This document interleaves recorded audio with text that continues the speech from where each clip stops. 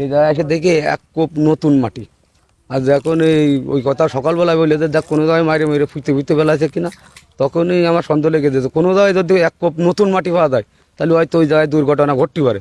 এবার আইসে করে এবার ওই এনে একখান ওই ইসির সবেদার ডাল ওই জেনে মাটি দিতে ওর পরে ধুলোইতেছে।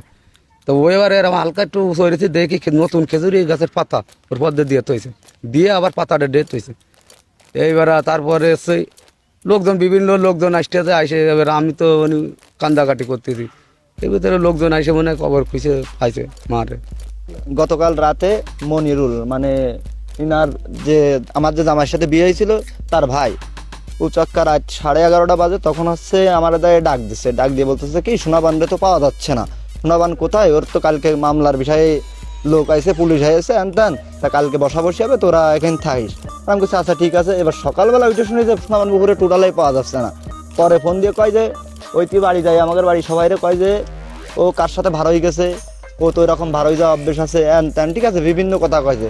আবার কষ্ট যে মাইরে ফেলেছে কিনা চারিপাশ খুঁজে খাইছে দেখ, তাহলে তো নিশ্চিত এতেই তো ওইতেই বোঝা যায় যে আছে, ওইতেই সব কিছু জানে, পরিকল্পনা হত্যা এটা। আমরা অন্য কিছু চাই না, লাশের বদলে লাশ চাই, বা এর মধ্যে আমরা বিচার চাই, আমরা অন্য কিছু চাই না। স্বামী মারা যাওয়ার পর থেকে বিভিন্ন বাসা বাড়িতে কাজ করতো, শাড়ি কাপড় বিক্রি করতো, মাঠেও কাজ করতে দেখেছি। তারপরে তার স্বামীর জমি বন্ধক রাখা ছিল, সেই জমিটা সে তার কাছ থেকে বন্ধকি ছাড়াই এনে সে নিজে চাষবাস করতো খেতো। কিন্তু আজকে যখন জুম্মার নামাজ পড়তেছি মসজিদে, একজন বলল যে সোনাবান যে ভিক্টিম মারা গিয়েছে তার নাম সোনাবান, বলছে সোনাবানকে নাকি মেরে ফেলেছে। বললাম তো কোথায়, বলে বাড়ির পাশে নিয়ে পুঁতে রাখছে। অল্প একটু দেখা গিয়েছে, পুলিশের জন্য অপেক্ষা করতেছে, তারা আর উঠায়নি। নামাজ শেষ করেই খাওয়া দাওয়া না করে ওখানে আসলাম, এসে দেখলাম যে সত্যিই মৃতদেহ ওখানে আছে। পরে কোতোয়ালি থানা থেকে ওসি স্যাররা আসলেন, আরও ক্যাম্প পুলিশ আসলো, আসার পরে ওখান থেকে সবার উপস্থিতি উঠাইলো। তাকে খুব নৃশংসভাবে হত্যা করেছে, তার বাম হাতটাও পোড়া দেখছি।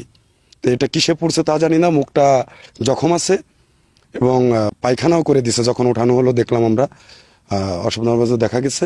আর আমাদের জীবন দশায় আমাদের গ্রামে তো এরকম কোনো নৃশংস হত্যা হয়নি।